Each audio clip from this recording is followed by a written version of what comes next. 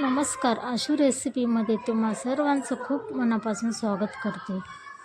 आज आपण अगदी 10 मिनिटात तयार होणारा रवा आणि पोळ्यांचा मसूर डोसा तयार कसा करायचा ते पाहूया. यासाठी सगळ्यात आधी 1 कप जाडे पोहे घेतले. 2-3 पाण्याने स्वच्छ धुवून घ्या. भिजवलेल्या पोह्यांमध्ये 1 कप रवा घेतला आहे, कच्चा रवा. त्यानंतर अर्धा कप दही घेतली आहे. पोह्यांमुळे डोसे अगदी छान आणि लुसलुसीत होतात. त्यामध्ये थोडे पाणी घाला.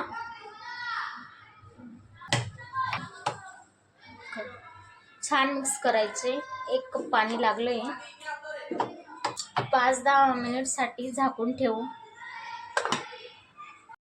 रवा पोहे भिजत आहे तोपर्यंत डोसाची चटणी तयार करून घेऊ. त्यासाठी खोबरं घेतले, सुकं खोबरं, ते भिजवून घेतलेलं होतं. तुम्ही ओलं खोबरंही घेऊ शकता. त्यानंतर भाजलेले शेंगदाणे घेतले, जिरं घेतलं, 3-4 हिरव्या मिरच्या घेतल्या, तीळ घेतली,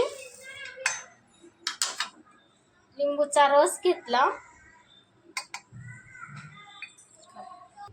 मीठ घेतलं चवीपुरता. तुम्ही याच्यामध्ये कोथिंबीरही टाकू शकता.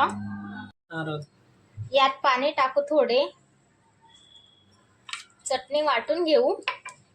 आता ही चटणी तयार झाली आहे. आता या चटणीला फोडणी देऊ.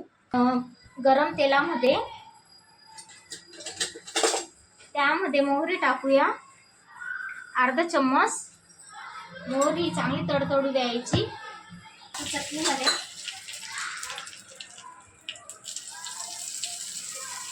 मिक्स करून घेऊ. बघा काय छान चटणी तयार झाली आहे.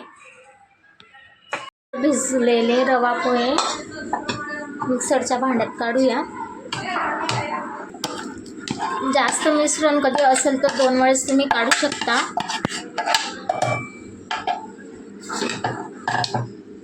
छान बेटर तयार झालं. आता आपण हे भांड्यात काढूया.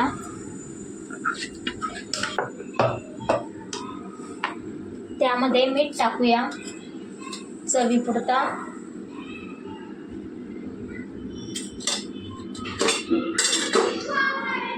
त्यानंतर सोडा टाकू अर्धा चम्मच.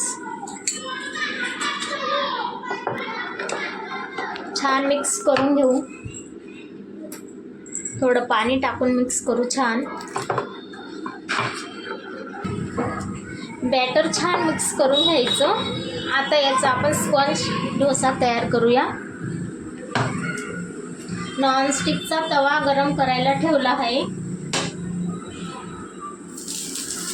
तेल लावून घेऊया. त्यानंतर बॅटर टाकायचं 1 किंवा 2 चम्मच. तेल टाकायचं साईडला. बघा डोस्याला किती छान जाळी पडते. मंद आचेवर होऊ द्यायचं. 10 सेकंदासाठी थोडं झाकण ठेवायचं.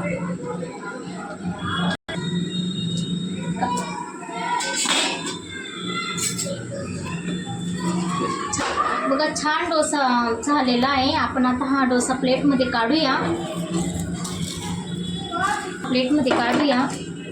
आपण असेच सगळे डोसे तयार करून घेऊ.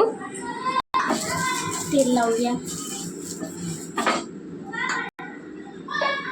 1-2 चम्मच बॅटर टाकूया.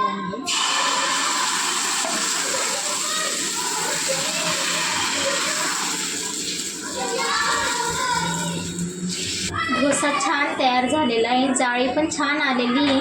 आता आपण याला पलटून घेऊ.